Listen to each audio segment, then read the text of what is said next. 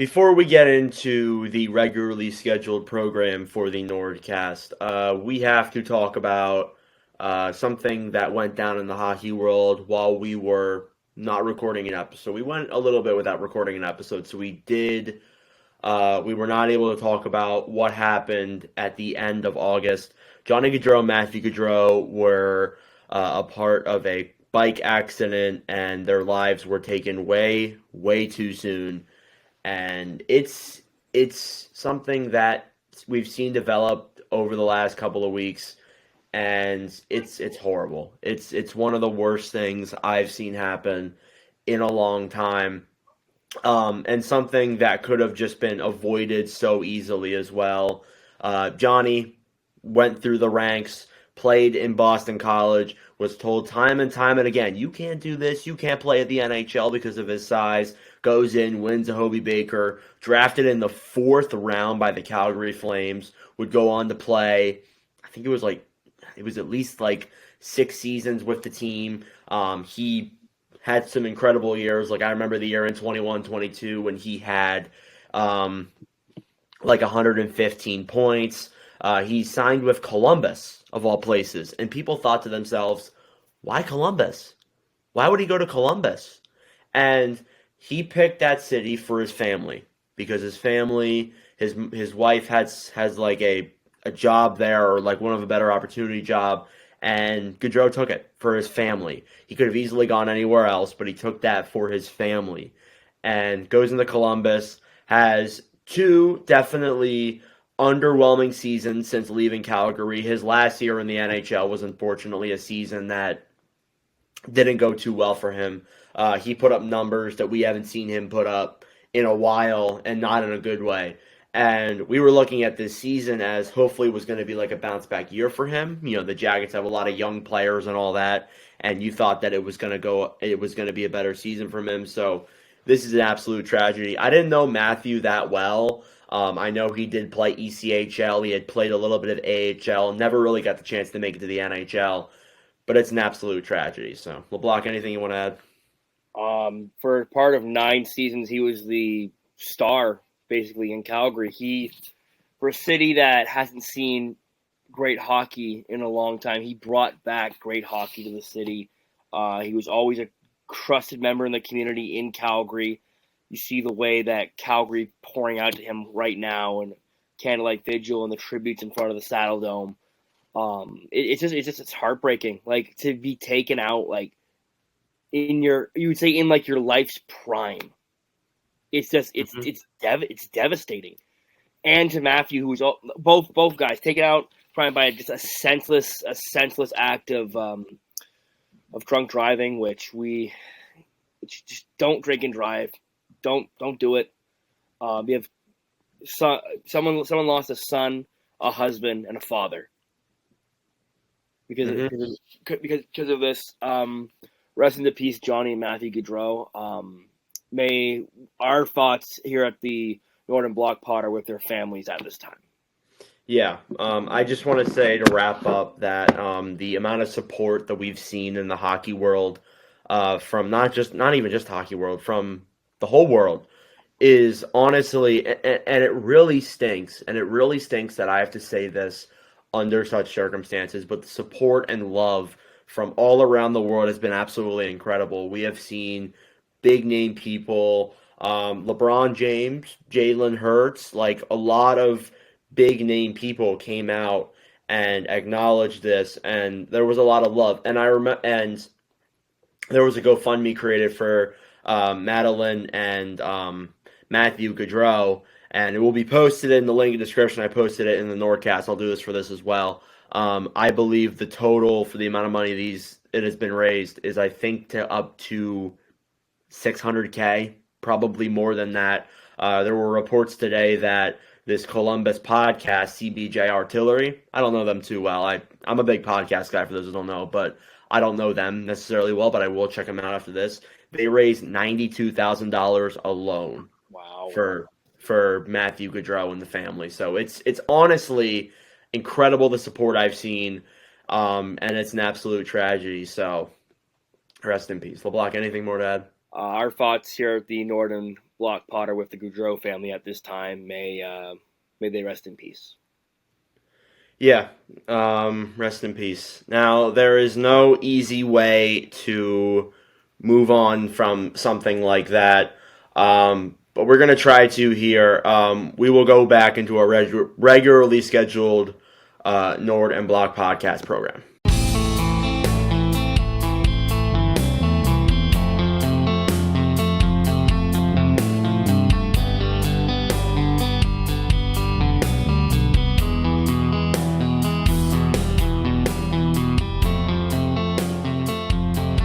What's up, everyone? Welcome back to episode number 18 of the Nord and Block podcast. It is Tuesday, September 10th, 2024.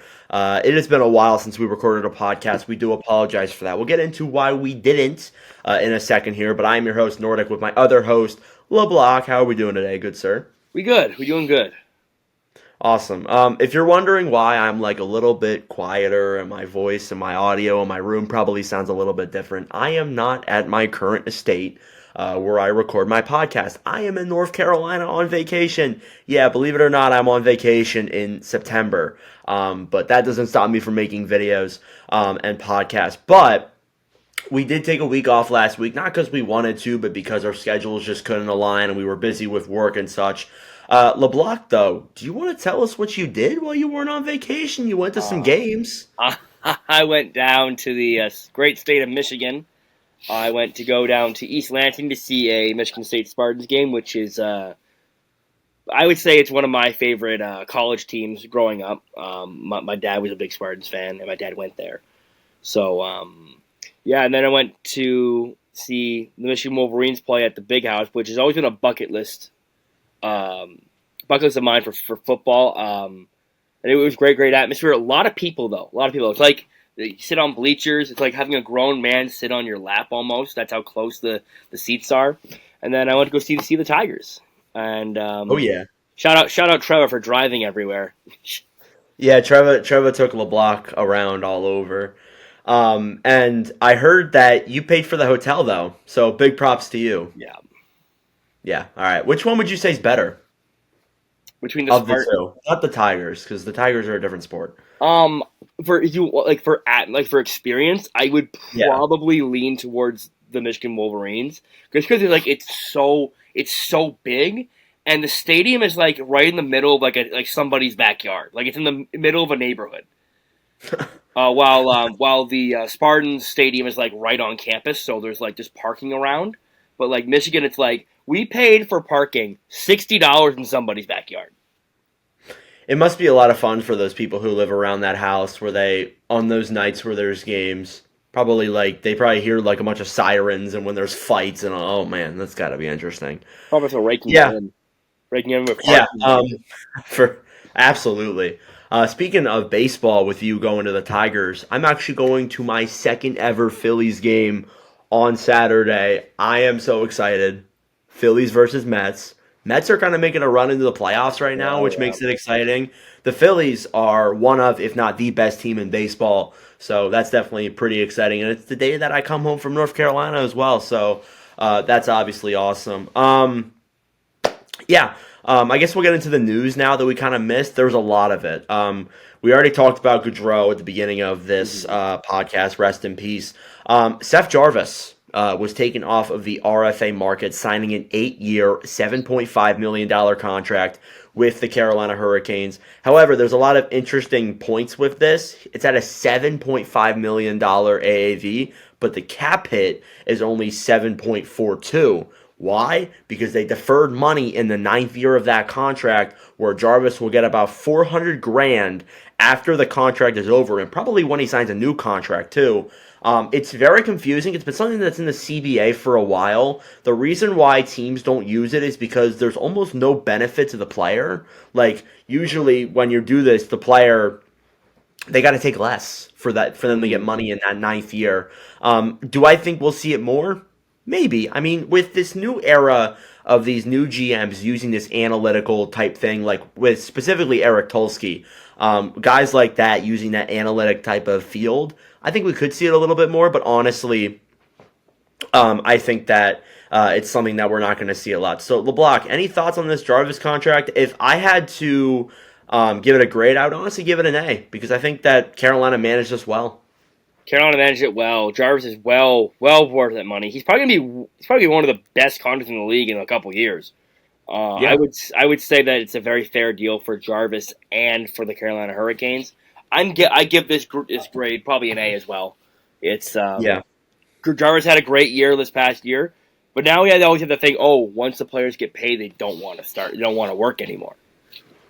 Yeah, that's the other thing. Yeah, Jarvis got his money, and that's exactly what he deserved. But someone else who got his money, Leon Draisaitl and the Edmonton Oilers. They finally agree on a deal. You can shut up about the Boston rumors. Yes, I'm talking to you, Max. Leon Draisaitl signed an 8-year, $14 million contract with the Edmonton Oilers that will begin in 2025-26. This is a record-breaking contract. It is the highest paid AAV in NHL history. What's funny is that I saw a lot of people compare this contract to like NBA contracts. Draisaitl is the highest paid player. Next year he will be. But he is getting paid the same amount that bench NBA players get paid. And I understand that at that degree, that is because the NBA makes more money, obviously. But again, Draisaitl signs this record-breaking contract. I thought that was funny to me. LeBlanc, what are your thoughts on this deal? Does Draisaitl get the money he deserves? Yeah. I think, first, I think to keep McDavid, you got to keep Draisaitl. Yeah. So, going forward, do you want Leon to leave and then give a chance to lose both? Like, getting one is great. Losing both would be a disaster. So, you lock up Draisaitl, who is arguably a top 5, top 7 player in the league. I think he deserves his money. He's proven time and time again where he can manage the moment, play great, even without McDavid on his wing, on his line. He's good defensively. He's good offensively. He brings an energy, and he's a good leader as well in that Edmonton room. So I feel like it's a no-brainer to bring him back for that cap hit, and the cap is going up. So I think it's a good deal. Yeah, I love it. I think that honestly, it's the first step of keeping McDavid and Draisaitl, and obviously now you have Draisaitl locked up. However, signing this contract it indicates that, and it kind of does say that if the Oilers were going to win a Stanley Cup this coming year, has to be the year. Mm-hmm. I'm not saying it is their best opportunity because obviously I think they're going to be contending for years to come. As long as they have Draisaitl, as long as they have McDavid, they will be contenders. But again, you got all these guys on lucrative contracts. I said on the Nordcast that, listen, Peter Chiarelli, when he was the GM, didn't do a lot of good things in Edmonton. In fact, if we had a podcast back then, I think we would have made fun of him every single episode. But one thing that he did really well was sign Draisaitl to an absolute steal of a contract. I think it's like $8 million. I'm not 100% sure. Yeah, so it was an incredible contract, and it was one of the really good things that he did, and there wasn't a lot of them. It was a very short list. In fact, it might have just been that. But again, you have Draisaitl on that contract for one more year, and you just made the finals this past year. You have McDavid on, I think, a 12.5 or something around there, which is also a pretty good contract for him, too. This is your year. This has to be your year that you go out and win a Stanley Cup. It has to be. Yeah. Nothing short of it. If they come close again, sure. I guess you can call that season a little bit of a success, but you want to win the Cup this year. You need to. Yeah. It's like the pressure, the heat is on in Edmonton. Yeah. And I'm not trying to like downgrade it at all, but like it's good they signed these guys. I'm not saying they won't be contenders after this, but this is the 1 year. This is like the last year where you have both Draisaitl, honestly Bouchard in that column too, and McDavid all on pretty cheap contracts before you're going to have to start paying these guys. Honestly, yeah. and it's funny because in the Last Dance, like they already won a lot of championships. Yeah. This team hasn't even won a championship yet. So if there was a year where they're going to have to do it, it's going to have to be this year. And I know I've said that a lot, but again, Draisaitl, great contract. It's not an overpay. It's not an underpay either. I think it might be the right amount of money. I'm giving it a B. like it kind of feels like we're in Washington's window. Washington, this is before they paid everybody. Yeah. When they had like a young Ovechkin, like I'm thinking like a 26, 27-year-old Ovechkin, where he was already paid. He had that big ass contract, but like they didn't have all their young guys signed, and like it felt like it was a prime for the year. They in the end they didn't get it done, but they got it done later. But it kind of feels the same like energy as like some of those early like Washington teams. Yeah. Yeah. I definitely agree with that for sure. Moving on now. Torrey Krug suffered a season-ending surgery on his left ankle and will miss the entire 2024-25 season. We saw him break down into tears about how he's going to miss the full year. It's unfortunate. We never want to see this for a player. Um, Hopefully, he will recover. Mark Stahl has retired. He joins, I think, three of four Stahl brothers. I actually forgot there was a fourth one. But Stahl spent a long time with the Rangers. I think it was, I'm pretty He was sure it there. was, He was there 10 plus years. yeah, he was there like 12 years. Then he played two in Detroit, one in Florida, and then kind of like a half a year in Philadelphia before he ended up hanging up the skates. Was always a very serviceable defenseman, was always someone who would lay his body on the line. It'd be interesting to see how many shots he's blocked over the course of his entire career. That would be something fun I would like to look at. But again, best of wishes to him on his retirement. Adam Larson signed a 4-year, $5.25 million contract for the Seattle Kraken. Um, this is one I've kind of bounced back and forth on today and last night when it was signed. I think that it's probably going to be a contract that you look at in 2027 and you're going to say, might be a buyout candidate. Because listen, I think he's a very good defenseman, but like he's 33. He's going to be 33 when this contract kicks in. So that is it's interesting the amount of money, but I think Seattle with this deal is planning on the cap rising. That's the only reason why I could really justify this. It's a bit of an interesting one. We'll see how it works out. But again, Larson, I would say probably besides Vince Dunn, he was probably the best defender on Seattle this past season. I know Montour's there as well, so, but Montour wasn't on the... You get what I'm saying. One last piece of news here. There were a lot of other just kind of signings that we don't really need to talk about. Nick Robertson signed with the Leafs. Jared Tenorti signed with the Flames. But the PWHL announced names and logos for these 6 clubs. So we'll go through them here. You got the Toronto Scepters. Wait, Scepters, It's right? it's like specters, like it's like a specter. Oh, Yeah. Toronto Specters. You can tell I'm American. The Ottawa Charge, the Montreal Victoire. I think I said that right. The Boston Fleet, the Minnesota Frost, and the New York Sirens. LeBlanc, what do you think? It's funny because I actually I have a friend of mine and I saw the logo before it got released. And Really? I couldn't tell anybody about it. But they had another concept for the Ottawa Charge logo that I also did see, and now that's out there now. And I think the other concept was just so much better. But I like the logo. People are like, oh, it's like the Cavs and the Flames had a baby, and that's the logo. I But know I was about to bring that up if you weren't going to. um, I like it. It represents the O, and it actually gives nod to the Senators. The it has little wings on the side though, Yeah, and I'm yeah. surprised they went with Charge because it was rumored for the longest time that we were going to be the Ottawa Alert, which probably a worse name. I'm not going to lie to you, but I Like was Alert shocked they went Canada. with Charge. Um, Yeah, but yeah, I was like, oh, it's such a bad name. Not really. In Ottawa, Ottawa's a government town. What do you do in government town? The leaders in Ottawa take charge. They get shit done. or they charge people. Yes, That's another thing. that too. But it's where the Supreme Court is. They charge people, or it's where our leaders are, and they take charge. So I get the concept behind the name. I'm just not thrilled with it. I'm just not. Yeah, I don't know. I mean, like, to be honest, the way I looked at these is that a lot of the names that you would want to pick are kind of like taken already or copyrighted, so it kind of makes it a little bit difficult for some of these names. I don't mind the charge. Again, the logo's a little bit interesting. I do really like people like hate the Minnesota Frost. I love Minnesota Frost. I don't know Yeah, why people don't it like makes that the at most all. sense. Yeah, exactly. The logo, I get why, because it's kind of weird, A little, but it's just an little F goofy. like with like a weird font. But I think it's still nice. Same with Boston Fleet, to be honest with you. Boston one, people like they love it. I honestly don't like it at all. Like I don't know Really? what it is. I just think the logo is like I get the reason behind the fleet.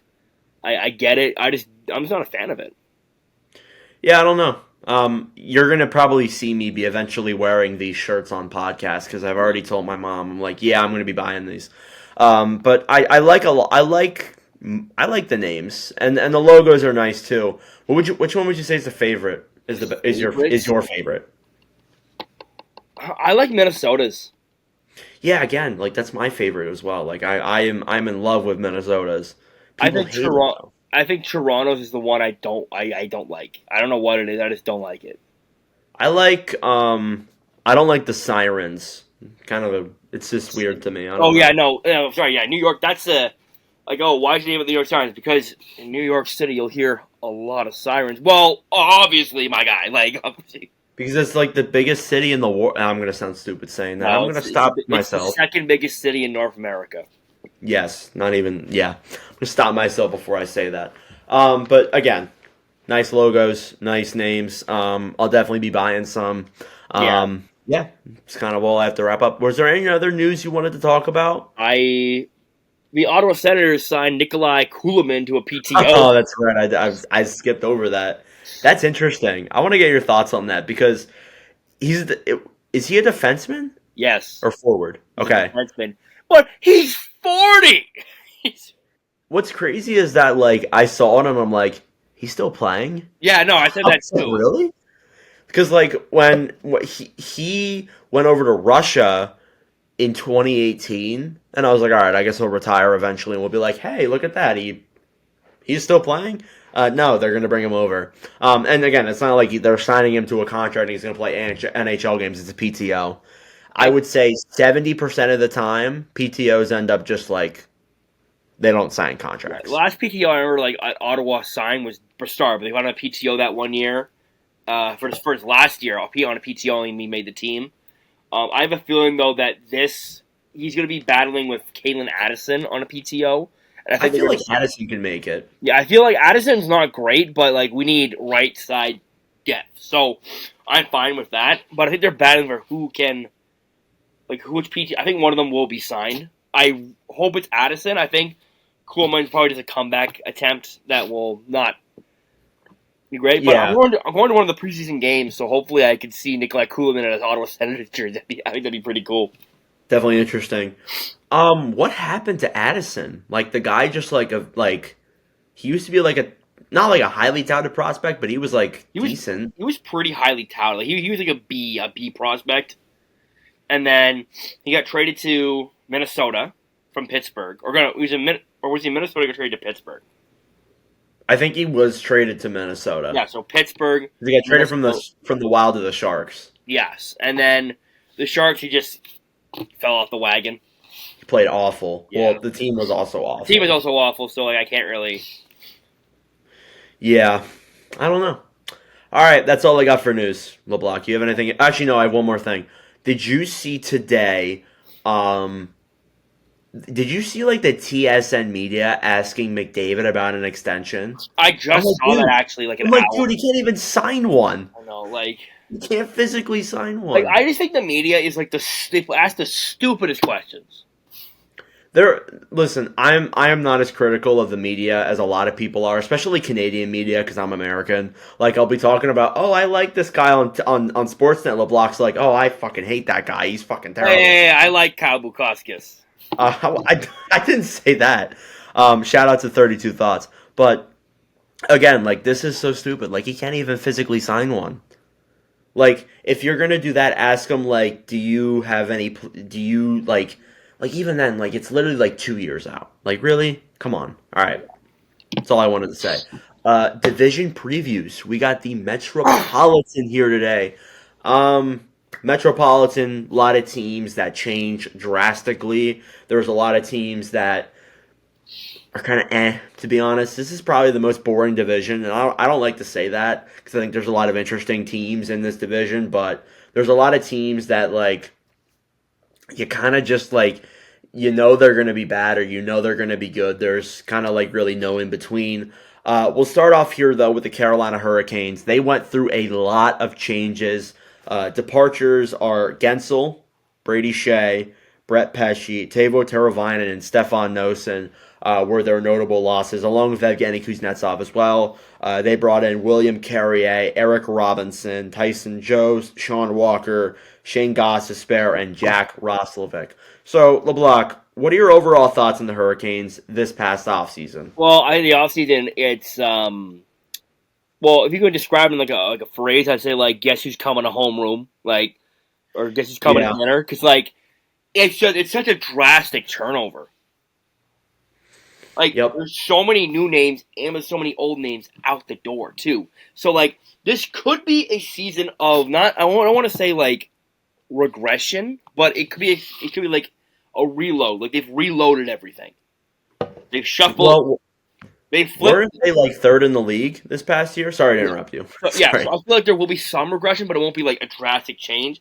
It's kind of like when you're cooking and you get the pancake on the one side, and then you just flip it, and you flip it for the first time, and you see like oh, it's like a clean slate. It's kind of like that because like the one side is done, the other side that you just flipped is now new, brand new.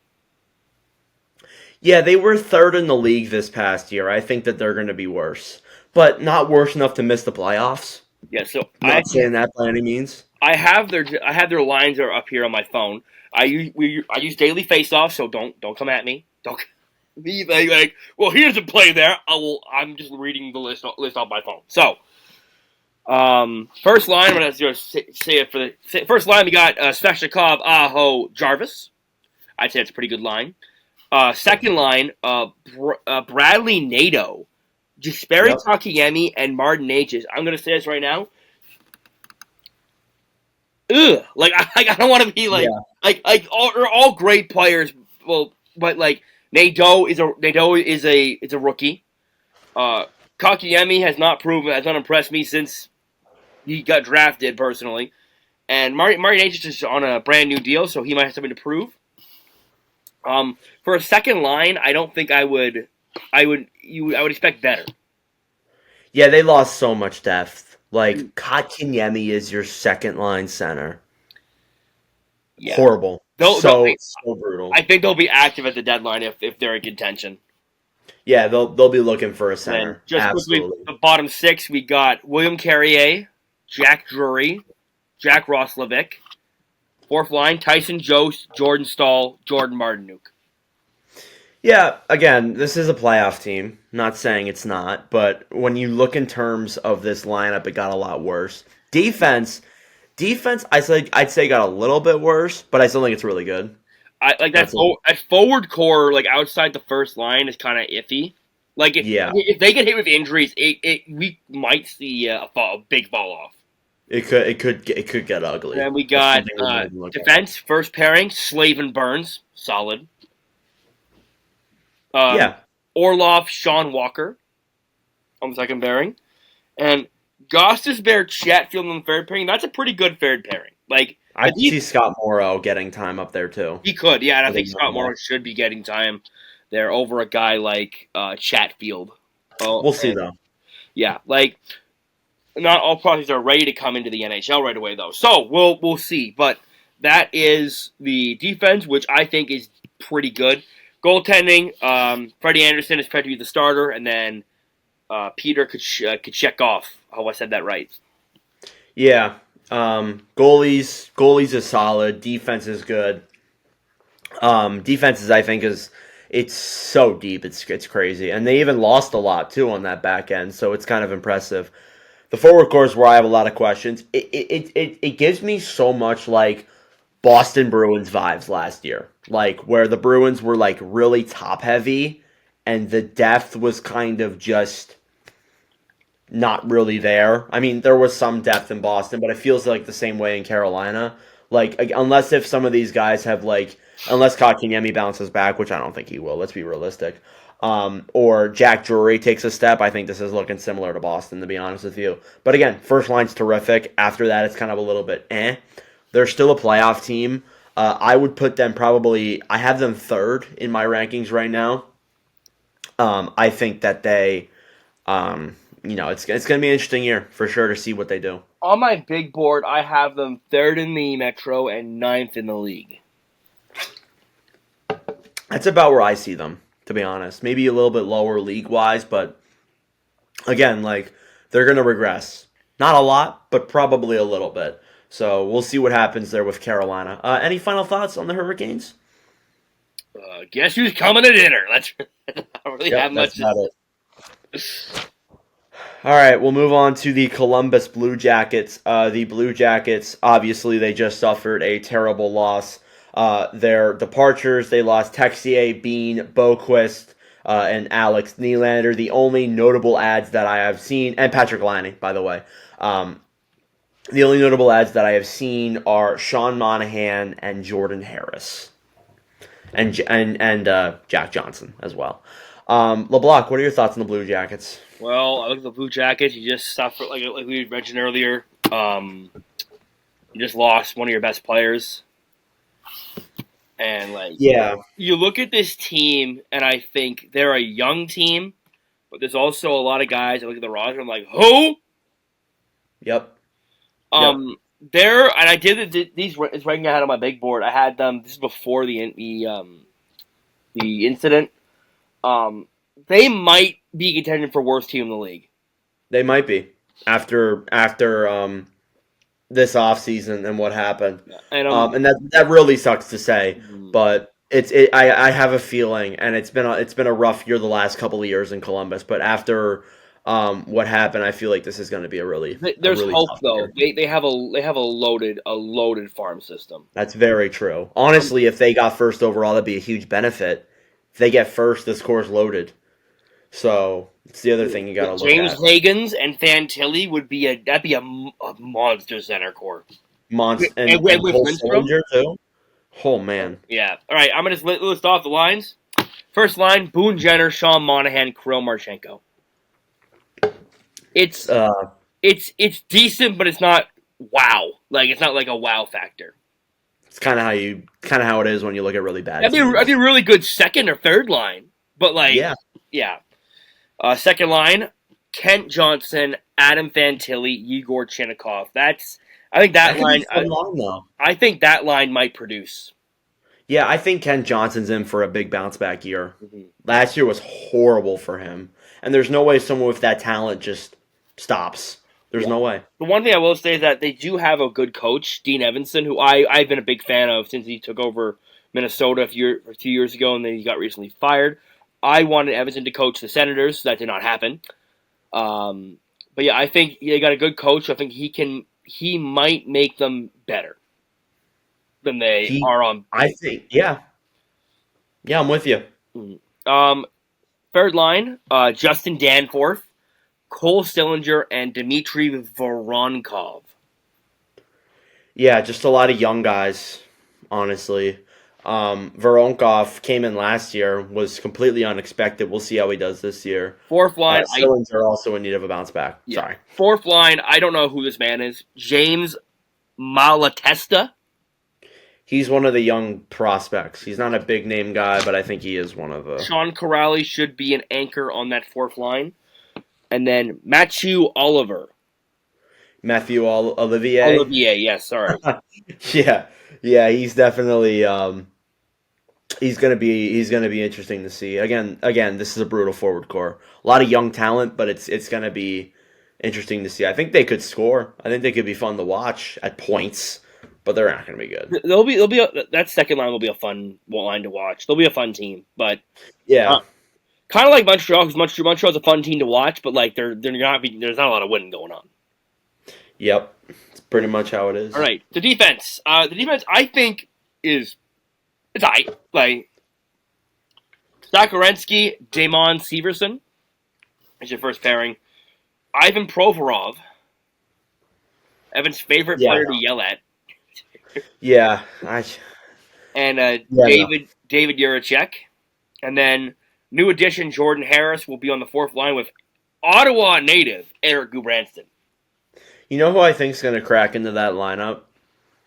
Denton Mateychuk, I think's going to get some time. Yeah. He was apparently last year. He had a really strong training camp, and Columbus didn't want to send him back, but they had no choice because of their decor being so loaded with Kekalainen's just like screw ups. Yeah. Again, like it's a decent blue line. It would be a decent blue line if the team was a contender, but they're not a contender. Like you have a bunch of like. What's funny is that you have a bunch of offensive defensemen on this team. Mm. Like you just like Provorov is the worst defender I've ever seen in my life. Worst defensive defender. He's good offensively. Juracek I think has a lot of potential.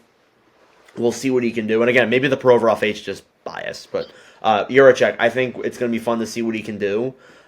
He definitely had a really rough year last year under Pascal Vincent. Clearly, it didn't work out, which is unfortunate. But sometimes it doesn't work out with certain systems and certain players. But again, that blue line is decent, but it's not game changing. So for goaltenders, they actually have Daniil Tarasov as a starter. Do they really? Yes, and then they have Alex Merzlikins as the backup. Wow, the disrespect is crazy. That's a bold take, but I don't know. I think Tarasov could take a step. He didn't look bad last year. he did not look He bad put up last okay year. numbers. Yeah. Another player who I think, if I don't know if he's signed or not, but could crack into that lineup is Gavin Brindley. He is signed. Yeah. So He plays for Michigan. Me and my girlfriend were talking about it because she's a big Michigan fan. Yeah, he's not. He's not going back to Michigan, so there could be a chance that he makes it, and there's a chance that he plays with Fantilli. So, again, that's about all we can talk about with Columbus. Just, yeah, there's a lot of young talent, but it's going to be a rough year. it's going to be a very, very, very rough year. I think it's going to be a very emotional year too for Columbus. Yeah, especially that first game back as well. It wouldn't surprise me if they do some sort of like retirement or honoring of Gaudreau. I feel like when Calgary comes to town, Mm-hmm. yeah. Yeah, they'll definitely do something. Any more thoughts on the Columbus Blue Jackets? I have the Columbus Blue Jackets at 8th in the division, and I have them, as of right, I wrote this down before the injury, I have them at 30th in the league. I'm going to keep them there right now. Who do you have below? Below them, I have the Sharks at 32, and I have the Blackhawks at 31. Okay, just So wanted to make they're sure. going to be the worst team in the East.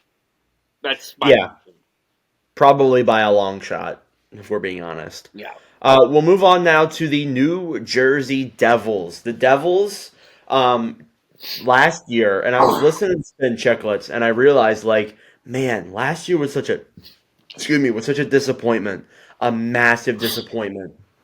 This team goes from like 104 points, being second in the division. Or I think it was second or third in the division. They had an incredible year, an incredible bounce back year or two. So many injuries, horrible goaltending, and just missed the playoffs. But they made a lot of moves this past offseason to really change this team for the better. They let go of John Marino, Kevin Ball, Alexander Holtz, Akira Schmid, Tomas Nosek, and Brendan Smith. And with that, they brought in Tomas Tatar, Paul Cotter, Jacob Markstrom, Brett Pesci, Brendan Dillon, Stefan Nosen, and Jonathan Kovacevic. I think they made some great moves, honestly. LeBlanc, what are your thoughts on the New Jersey Devils? New Jersey Devils, you look at last year,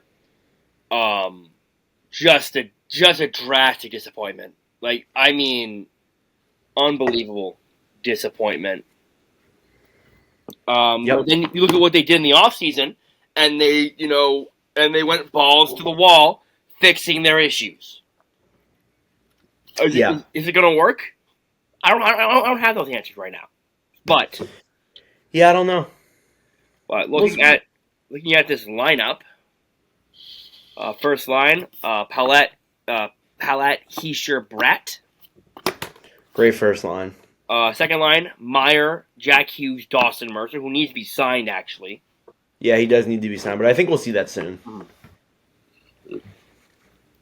Third line, Tatar, Eric Holla, Stefan Nazen. That's a good third line. A lot of grit, a lot of depth. Fourth line, Paul Cotter, Curtis Lazar, and Nathan Bastian. That'll be a fun line to watch for sure. Great Like, forward core. I yeah, have no forward core, complaints. like it's one of the best in the division for sure. Yeah, I have no complaints, honestly. Defense, Jonas Siegenthaler and Dougie Hamilton. Luke Hughes, Brett Pesci, Brendan Dillon, Simone Nemec. Yeah, that's a really good decor. Like that might be the best in the division, Yeah, honestly. It's a I have really good questions decor. around the decor, but it's a very good decor on paper. Yeah, we'll see what the new ads can do, but I think that it's very exciting. We'll just see if they can stay healthy. That's the other thing. They got to be healthy. And the thing Yeah, because last year, Hamilton suffered injuries. and last year, what really killed the Devils was bad goaltending.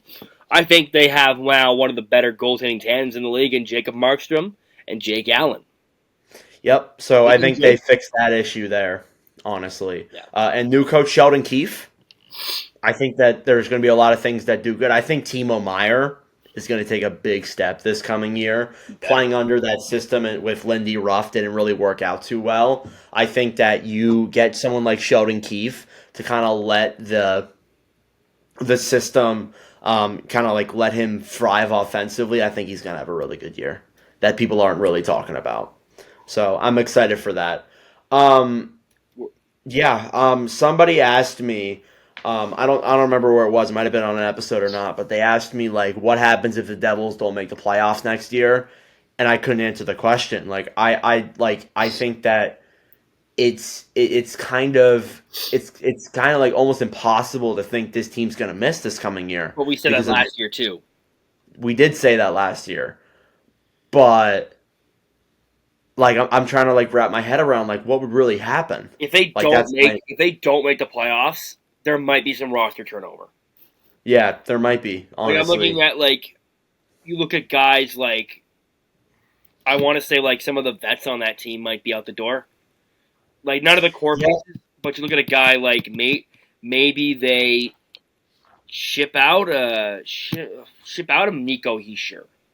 yeah. Again, I don't know. I Like, don't I there's, don't like know if there's they're no gonna one do on that that. team where like you circle them like, oh, that we didn't make it. That's the problem. Yeah, we would obviously have to see how they would do this coming year before we would say yeah that's the issue. But again, it's a question that like I couldn't really wrap my head around because I'm like they're not missing the playoffs. But again, anything's Yeah. possible. Excuse me. Oh Where my do you god, have them in your rankings? I have them second in the Metro. I have them second in the Metro, seventh in the league.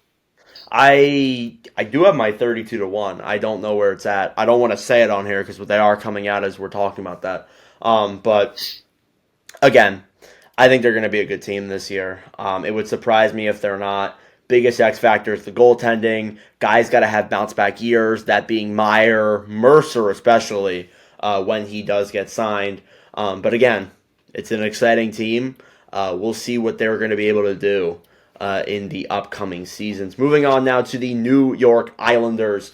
The Islanders, they yet again played the Carolina Hurricanes. They snuck into the playoffs with Patrick Waugh. They lost in the first round. They didn't do a lot. They let go of Cal Clutterbuck, Matt Martin, and Sebastian Aho, and they brought in Anthony Duclair, Liam Fody, and Maxime Tisplikov. So, Mr. LeBlanc, what are your thoughts on the New York Islanders? Kind of mid. I feel like we say that every year. I mean, the Islanders are a team where it's like one of the people like, oh, they're not going to the playoffs and they make the playoffs. Yeah, they're one of those teams that everyone doubts and they end up making it, but they don't end up doing it. They don't end up doing it much. They still get in though. So, um, again, this team, like when you look at the overall roster, they have such like, and I don't mean this to be a part of those fans who say, oh, it's mid, it's mediocre, but they kind of do. The team is kind of just like meh. But for some reason, like with the way the Islanders play and the system they run by, it works for some way. And sometimes that's how it goes for a lot of teams. And I don't want to discredit the team whatsoever. But again, that's kind of part of it. So again, I think there are some guys who are in need for big seasons if this team wants to get back in, because I think that I think the top three kind of cemented unless New Jersey has a falling out again. It's going to be that wild card spot where they're battling with those Atlantic teams for the Islanders to get in. Yeah, and let's go for the roster right now. First line: Duclair, Horvat, Barzal. It's a solid first Solid. line. Solid. I think Barzal could take that step because we haven't seen him go over that step. He only had like his rookie year. 85 points, 80 points. Yeah, he's like second or rookie year. Yeah. Yeah. Line two. I'm gonna butcher this name. Maxim Tisplikov. Yeah, I think that's how it's said. Tisplikov, Brock Nelson, Kyle Palmieri. It's not terrible. We'll see how Tisplikov does because apparently he's like a highly touted, undrafted 6'2", 190-pound winger who scored 31 goals for Moscow. You can tell I'm reading this off of an article. Anders Lee, Jean-Gabriel Pajot, and Pierre Engvall is your third line. Not a bad third line, but could be better. And then your fourth line is Kyle McLean, Casey Zizekas, and Simon Holmstrom. Yeah, not a bad. It's like a team that you look at. It's like kind of like it's decent, but again, that's how it works for the Islanders. They play that sort of system. I do think their defense is better, though. I will say that. Defense: Romanov, Dobson. Good first pairing. Pelech, Pulak. Yeah. And then I like Sens legend Mike Riley and Scott Mayfield. It's not bad. And then I don't know if I agree with the Mayfield contract, but and then goaltending Sorokin and Varlamov. That's probably a top two goaltending tandem in the league. Probably that's their biggest strength. 100% is their goaltending, and that's what's going to get them probably to the playoffs. I don't know. We'll see what they can do. It's a team that honestly forward core's decent. It's kind of the same as it's been in previous years. You just added Anthony Duclair into there, and Tisplikov obviously. Defense I think is very solid, and goaltending is obviously their biggest strength. So they could be a playoff team. They could not be. I don't see them doing a lot in the playoffs, but they could be. We'll see. I have them. I think I have them either 5th or 6th in the division. I could see them finishing 4th, though. I have them 4th in the division. Okay. And 18th overall in the league. Do you have them in the playoffs? No. Okay. All right. That tells you about all you need to know. Again, I do think they probably finish around there. They're a team that isn't bad, but they're not, like, great either. They're a fringe playoff team. But they're not going to be they're in no man's land. They're not good enough to win. They're not bad enough to be bad. Yeah, we'll see what they can do though. I think we'll have a clearer picture after this coming year. Next up, the New York Rangers. Just a little word of advice: do not drink Sprite while you're recording a podcast because you're burping a lot. The Rangers obviously lost in the conference finals to the Florida Panthers. They won the division by a pretty big landslide. By a landslide, only like 3 points. They let go of a few guys, that being Barclay Goodrow, Alex Wenberg, Eric Gustafson, Blake Wheeler, and Jack Roslovic. The guys they brought in were Riley Smith, Sam Carrick, and Casey Fitzgerald. Apart from that, not a lot of big names they brought in. I wouldn't call it an underwhelming off-season for the Rangers, but again, you probably could have done more. LeBlanc, what are your thoughts on the Rangers? Pretty good. They're pretty good. I know their fan base really thinks it's over for them. Yeah, even after winning the President's Trophy, but this is a good hockey team. It is. It's a very good hockey team. I think this is a team that can definitely go far in the playoffs again. 100%. First line: Kreider, Zibanejad, Riley Smith. Ooh, okay. Then it's Panarin, Trocheck, Lafreniere. That top six in general, that's one of the better top sixes in the NHL. It's very strong. Third line is Will Cully, Filipino, Capo Caco. yeah. We'll see how Will Cooley does. He'll be fun to watch. He's one of the more interesting prospects in the Rangers system for sure. Not the best, but one of the more exciting ones. I think he got plenty of time last year. I think he did. Yeah. That's why he's probably projected to get a spot out of training camp. Jimmy Vesey, Sam Carrick, everyone's favorite player ever, Matt Rempe. Yeah, we'll see how he does. I got this question for you. Over under 5 goals for Rempe this year. I am going to take. Oh, I'm gonna take the over. You think Rempe's gonna get like more than 5 goals? I think he'll get 6 goals. Wow, Wes. Oh my God, One for every month of the NHL season. Oh, that's awesome. Yeah, probably. Honestly, probably to be honest with you. And then, so forward core wise, strong, like pretty strong. Yeah, I would say so. Defense, Ryan Lindgren, Adam Fox. Good first pairing. Yeah. Condre Miller, Jacob Trouba. Yeah. And Zach Jones, Braden Schneider. I like that third pairing. Yeah. I like those guys. I like the first pairing too. I like Condre Miller. Jacob Trouba, I think he's obviously your captain. I think one of the things he's best known for is being physical. Trying to end players' careers. Yeah, I'm not a huge fan of Trouba. I know there's some people who are. I'm not particularly a big fan. It would have been so funny though if he got traded to Detroit. Oh my God, that almost happened. I think that's gonna happen at the end of next season. Mm-hmm. But this is probably gonna be the captain's last hurrah for this team. To be honest, from what we've heard. And then goaltending, Igor and Jonathan Quick.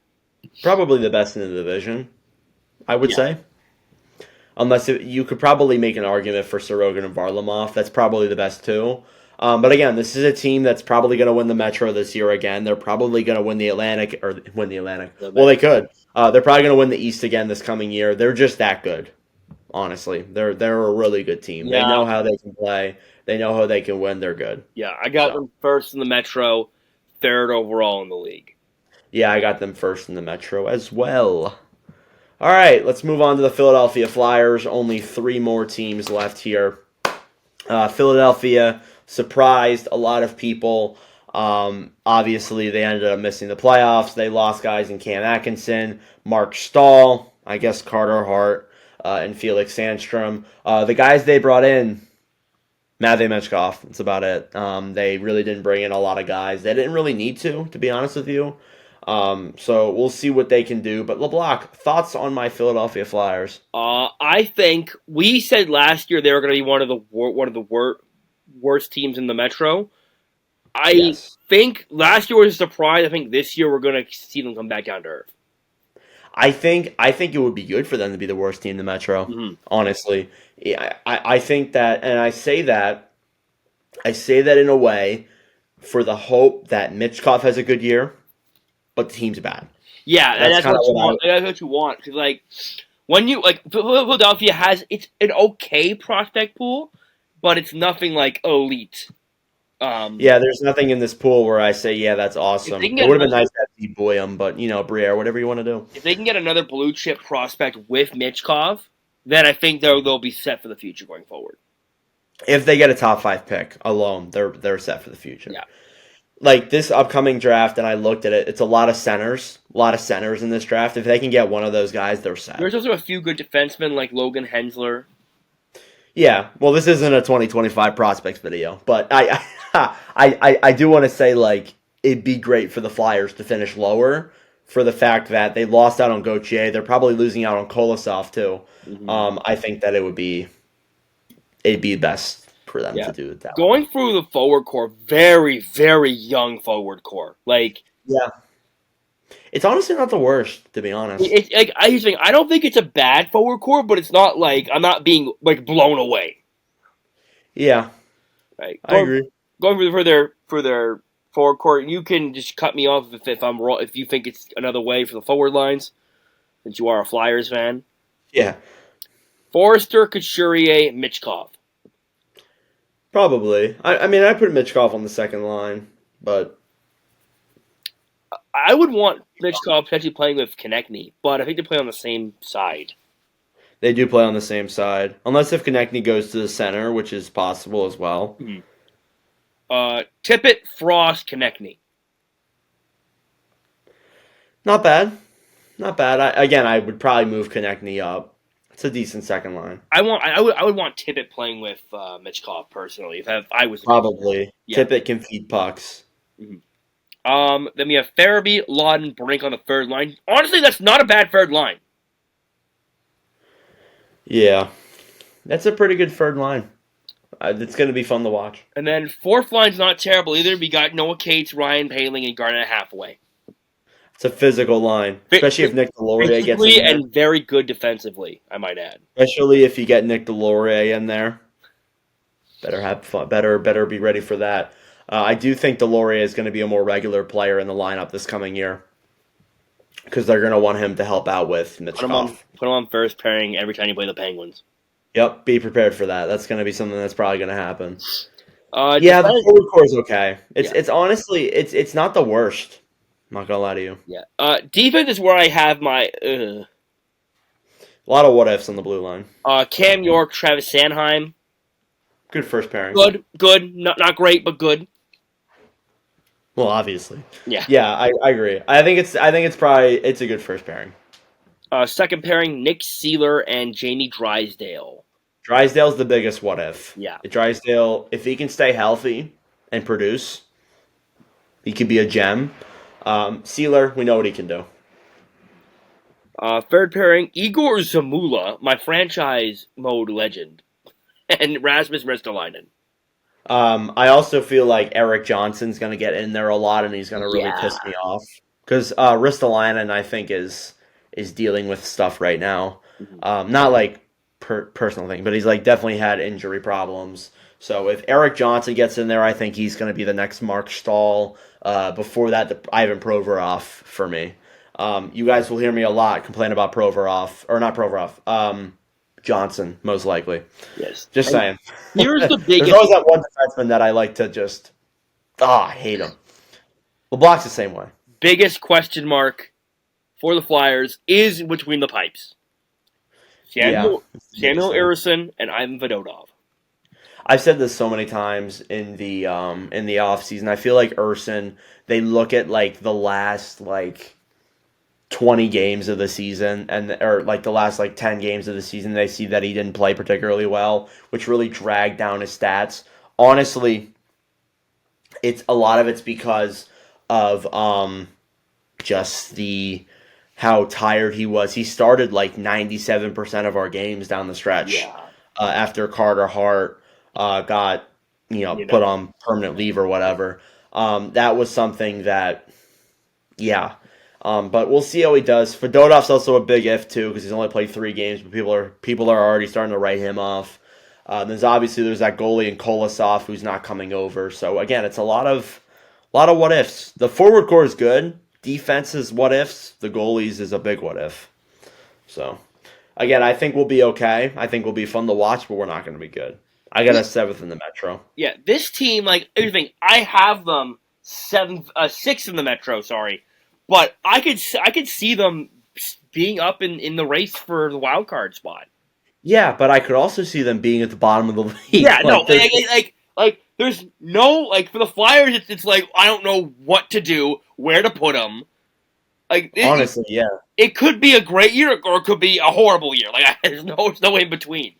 You have no idea unless Mitchkov comes out of the gate and becomes God. I don't know. I think honestly this team is just in such not in no man's land, but they're in such they're in a weird spot. Yeah, they are. Yeah, so, I think they would benefit from a bad season though. Yeah, so I have them 6th in the division, 26th in the league. Yeah, so we'll see what they can do. Next up, then, the Pittsburgh Penguins. The Penguins, the second straight year of missing the playoffs, another disappointment of a year. They made some moves. They let go of Riley Smith, Pierre-Olivier Joseph, Jeff Carter, and Emil Bemstrom. They brought in Anthony Beauvillier, Cody Glass, Kevin Hayes, Matt Grzelcyk, and Sebastian Aho, but not the Aho from Carolina. The Islanders Aho. Yeah, the Islanders Aho. If they brought in the Carolina Aho, then we'd be talking a little bit differently. But again, LeBlanc, what are your thoughts on the Penguins? Old. They are old. They are definitely that. It's like going to see Gramps in the home. It's like you're there. You're like, yeah. Hey Gramps, hey, and they're like, oh my God, Gramps, you've lost it. Yeah, that's kind of the thing when you look at with Pittsburgh. A lot of old guys. Might be a little mean, but I'm sorry. That's what I see when I see the Penguins. They're old. That's all you can say. I don't know. I am very low on Pittsburgh. I am extremely low on Pittsburgh coming into this year, but I think they should still be a little competitive. Yeah, they'll be competitive for sure. I'm not saying they'll be at the bottom of the league, but they will be fighting for a wild card spot, 100%. Looking at their forward core, Raquel, Crosby, Rust. You got Sidney Crosby. I guess you win. Yeah, it's about it, to be honest. Bunting, Malkin, McGorty. That's not bad. Oh, I forgot to mention McGrory's also on the team, too. I keep forgetting about that. He's not bad. Drew O'Connor, Kevin Hayes, Cody Glass. Aren't those all new ads? That's an interesting one. Yeah. Kevin Hayes was not good in St. Louis. Cody Glass. He's also had a really rough go of things since. He's had a really rough go of things. Cody Glass, he's had a rough go of things since he got into the league. Drew O'Connor's decent. He's all right. He's not bad. Good. Fourth line: Blake Lizotte, Lars Ella, Noel Achari. Surprised you didn't mention Jesse Puljujarvi. He's also in there as well. He's a scratch. He'll be in Wilkes-Barre. I've also seen him play, actually. Yeah. Oh no, I didn't see him play because they freaking called him up the game that I was gonna go see him. But anyways, yeah, forward core is weak outside of, I'd say, the first line. Leaves a lot to be desired. Yes, a lot of just kind of, We'll see how Bunting does in his first full year with the Pens, though. Yeah, I wonder if the Pens go if they fall out of the race. How long until fans are calling for Dubas' head? I don't know about Dubas. I think it's gonna be Sullivan that goes. Yeah, I think it'll be Sullivan first, then Dubas. But you saw how Ron Hextall was there for a year and a bit, and then they were calling for his head as soon as they missed playoffs. That's true. I don't know. We'll see. I want to say Pittsburgh fans are used to winning. They're used to being in the playoffs. So any little inconvenience. There's no denying it, Pittsburgh fans. I'm not trying to discredit you. No, I'm not trying to go discredit, but they're used to winning. They're used to being in the playoffs. They're used to having great teams. And you made it for 20 straight years. So. Yeah, and this is their biggest struggle since before Crosby got drafted. Yeah, since Crosby came in. Yeah. So again. And then let's go to the D core, which I'll just list it off. Marcus Pettersson, Erik Karlsson. Yeah. Interesting. Ryan Graves, Chris Letang. Not terrible. Not terrible. Matt Grzelcyk, Sebastian Aho. I'm gonna be blunt. It's either the guys who are past their prime, or it's not good. I think Grzelcyk will be all right. Grzelcyk will be all right. Karlsson should do Karlsson things. That's kind of all you can say for Karlsson. Chris Letang he's near 40 now. Yeah, he's getting up there. Pettersson's underrated. Graves was not great last year. Aho is Aho.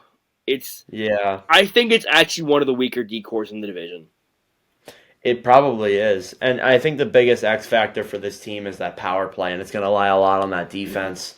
I think, honestly, Pittsburgh, you look at their like how did this power play with Crosby, Malkin, Letang, and Carlson do so bad last year? Mm-hmm. Biggest thing. Todd Reardon lost his job because of it. Yes. So we'll see if that can improve. But again, you got to utilize Carlson. You got to utilize Crosby Yes. And in the going right way. and between the pipes, Tristan Jarry, Alex Nedeljkovic. It's not a bad goalie tandem. I think Jari gets a lot of hate that's kind of unnecessary. Yeah, I'll agree with that. I think Jarry is one of the most overhated goalies in the league. He's not that bad. Like people profile him as like such a terrible goalie. He's not that bad. It's not that bad. Nedeljkovic had a good year last year. Yeah, Ned played well at the end, to be honest. Yeah. So, Where do you have the Pittsburgh Penguins finishing? probably around 6th to 5th. It's kind of where I have him in the range of. On my big board, I have them 7th in the Metro. Yeah, you're not that high on Pittsburgh. But I have them, like, literally, I have Flyers in 6 at 26th in the league. Pittsburgh at 7 at 27th in the league. I figure, yeah, again, they're gonna be fighting, but I don't know. I'm not really that high on them. Maybe Pittsburgh, actually, I think it's actually glad that San Jose pick wasn't in the top 10 this year, because if they were where I projected them to be this year, San Jose would have had two top 10 picks this upcoming year. Yeah, maybe they'll benefit from something like that. We'll see.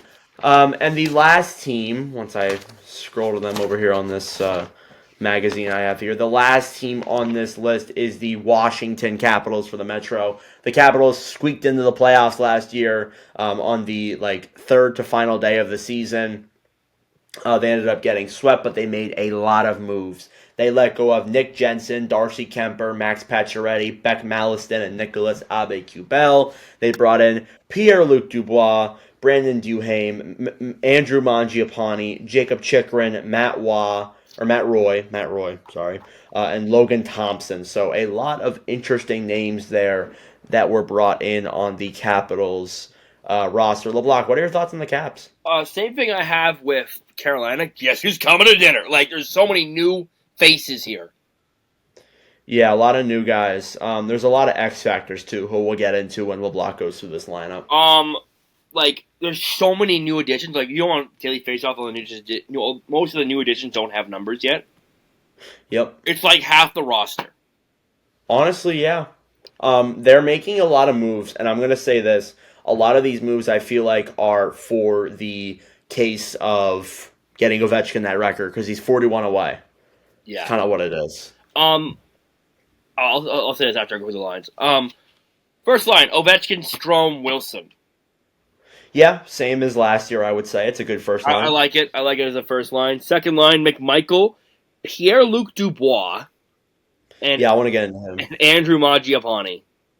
And I do want to put an asterisk in there. TJ Oshie could play this coming year. He's injured though, so We'll see if he filters. I don't know if he's in the daily faceoff, but it says he's injured on here. He's not in the daily faceoff. Dubois. This has to be the year. This is his last chance. Because I think otherwise Washington's going to let him go. They can't though. Contract is buyout proof. They can't buy him out? They could, but it'd be a long buyout. Well, I got to be honest with you. He, especially in LA, there were rumors that he was lazy, like he didn't care. That's been Dubois' thing his entire career, though. Yeah, that's the biggest thing. But in LA, in Winnipeg, he at least showed some sorts of playing somewhat well. Goes to LA, gets this contract, and then just sucks. Mm-hmm. Like there were even talks of Rod Blake, like putting on the gear and going and watching him. So again, like how you can just this has to be his year to produce. This is Dubois' swan song, and if he doesn't perform in this swan song, it's I don't know if he would get bought out or if he would because I don't know. You're kind of stuck. Oh, it's gonna get ugly. You're kind of stuck with that. Yeah. I like the Mangiapane move for Washington. Yeah, I like Mangiapane. He had a rough year last year in Calgary. Yeah. I think he's going to have a good year. He's on a contract year too, so I think he'll bounce back. A lot of their new guys are also on contract years too. That's the other thing. I think they're planning for another big season next year. Third line: Milano, Hendrix Lapierre, and Taylor Radish. It's not a bad Not a bad third line. Not a bad third line. Fourth line, Brand Duhaime, who I'm a really big fan of him as a fourth liner. He's a really good fourth liner. Nick Dowd and Alexei Protaz. Protas. Yeah, he's going to be fun.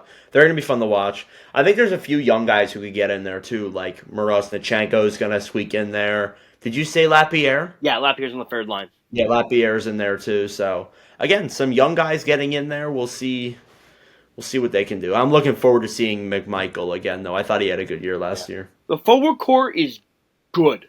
It's not great. It's solid. Like it's forward core's pretty good. Yeah. Yeah. This is where I have the big issue with the team is the defense, and I'm gonna explain my reasoning after I say them all. We have first pairing Jacob Chikrin, John Carlson. Solid. Rasmus Sandin, Matt Roy. And then Martin Faravari, Trevor Van Riemsdyk. Out of those 6 players, what would you say is the archetype of those defensemen? They're very offensive. Yes. A lot of guys. Multiple times, and we've seen it happen, and it doesn't work. You can't have a team of all offensive defensemen. Is Matt Roy really Matt Roy is the exception, though. He is a defensive defenseman. I was going to say, is Matt Roy really that offensive? Because Matt Roy is a pretty defensive defenseman. But, you can't have just Matt Roy be your offensive. That first pairing of Chikrin and Carlson, that sounds like a nightmare. I feel like Matt Roy is going to have to do a lot of the heavy lifting on that blue line for them to get into the playoffs. Yeah, and, I want to say this, and I don't mean any disrespect to this. Jacob Chikrin last year was horrible. Defensively, horrible. He was not good last year. It was a rough year. People are like, they let go of Chikrin for so cheap. Yes, because you see how he's playing on the ice. That's why the Washington got him for so cheap.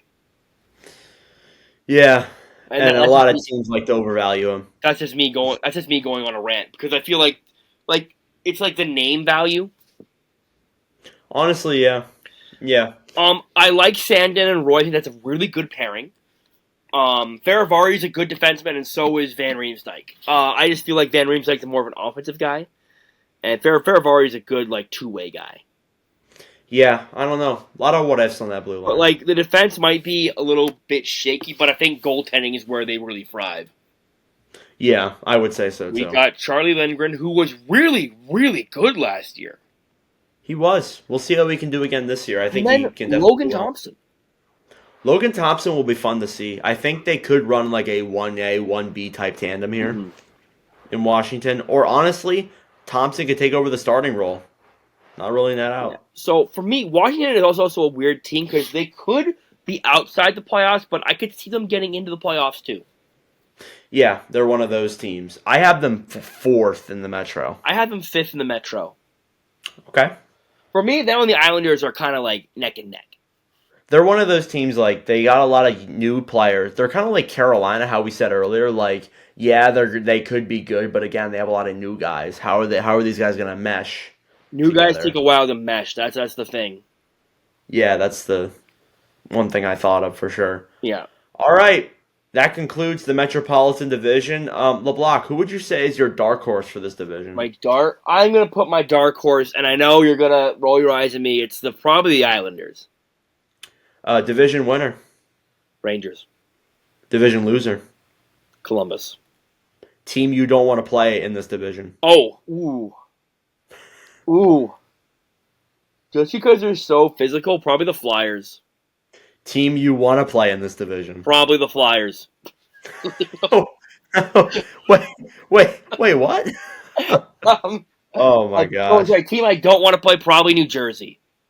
Okay, that's what I thought you were going to say. And team I want to play, probably the Flyers. It's always fun when the Sens and Flyers get together. Oh, yeah, because me and you help you make for some fun episodes and some fun discussions. And that is all we got here for the Northern Block Pile. LeBlanc, any final thoughts for this episode? What about you? Division winner. Oh, gotta do me. Division winner, Rangers. Division loser, Columbus. Dark horse, Capitals. Okay. Team I don't want to play, the Penguins, because that's always something. Team I do want to play, the Flyers. Come on. Hey, all right. Yeah, This is gonna be a fun year for the Metro for sure. Metro it's mixed bag. We got some teams who are juggernauts. We got some teams who are on the rise. We got some teams who are just bad. Yeah, a lot of teams in the middle there, and that is all we got here today for the Nord and Block Pod episode number 18. We will be back in a couple of days with our next division preview. Again, I do apologize if I sound like I'm in a wind tunnel. I sound like I'm trying to quiet my voice down. I'm never usually this quiet. I am, again, on vacation. I can't really talk that much. But the next episode, I will be much louder, and I will be projecting my voice to the wonderful people where you guys can actually hear it. Hopefully the audio is good. Rah, rah, rah. Yeah, that's not that great. But anyways, thank you all for watching. If you enjoyed on the YouTube end of things, give me a subscribe down below. If you listened on the audio end of things, give us a good review. Tell your friends. Follow on Spotify and Apple Podcasts. If you want to follow the Nord and Block Pod Instagram, follow at Nord Block Pod. That is all I got for you guys today. I'm Nord. That's Block. Thanks for watching. We'll see you in the next one. Ciao.